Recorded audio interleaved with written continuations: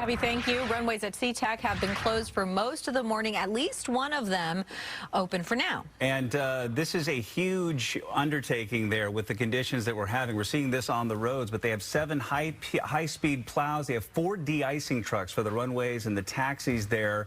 And they have sander, plow, and chemical trucks dedicated for landslide maintenance there. So this is a really challenging job for crews just to get the one runway clear. Now the other 2 is the focus, I assume, at this point. Let's check in with Dan Griffin live at Sea-Tac. A lot of frustrated travelers there with these delays and cancellations right ahead of the holidays.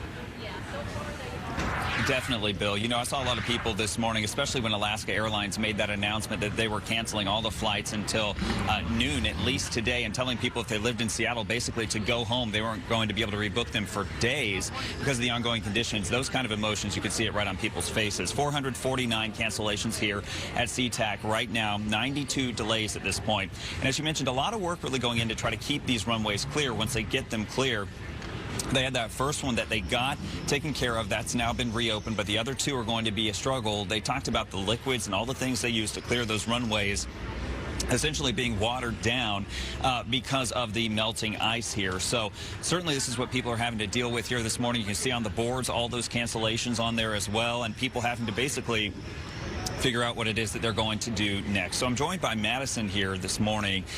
You were trying to get out to go, you said, to Honolulu. Yes. Talk about the struggle, how you found out your flight was canceled.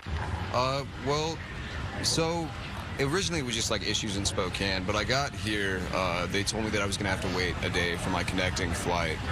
I waited in the airport, and then first thing, took a nap, woke up this morning, checked my phone, and then you see that they're like, your flight is canceled, you're going to need to go to ticketing. I walk out here, and the entire area is just crowded with people, and you see that every single flight's been canceled. That's when I started hearing those announcements that you brought up as well, that if you're living in Seattle, they wanted us to leave, and then everybody with connecting flights was just congregated, trying to figure out anything for the next couple days. Yeah, and you were saying this is an important trip for you. You're going to go get to see your daughter, so this is a big deal. Yeah, it's I haven't seen my daughter since March, and this is going to be the first time. So hopefully they can get me out. They say we're saying the earliest I can get out is Christmas Day itself. More likely probably the 26th, just because everybody's trying to get out on flights. It's incredibly busy.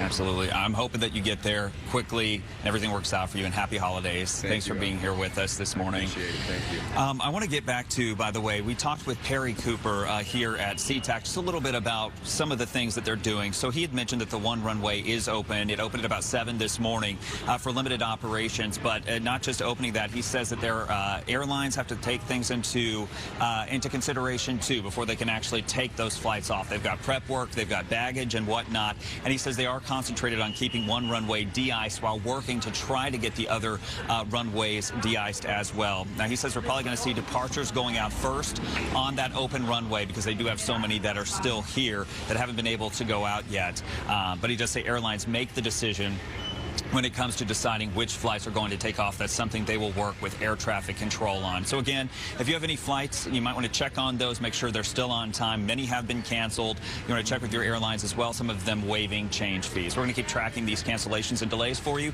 bring you updates here throughout the morning. But we're live here at Sea-Tac. Dan Griffin, Fox 13 News. So right now, what we were understanding from Perry Cooper a short time ago is that they're focusing on the departures. They want to get the planes that are at Sea-Tac now out of here to their destination. So that's the first priority. The other issue becomes the planes that need to get to Sea-Tac, right? So, so if the plane hasn't gotten here, you're not going to be getting on that flight anyway.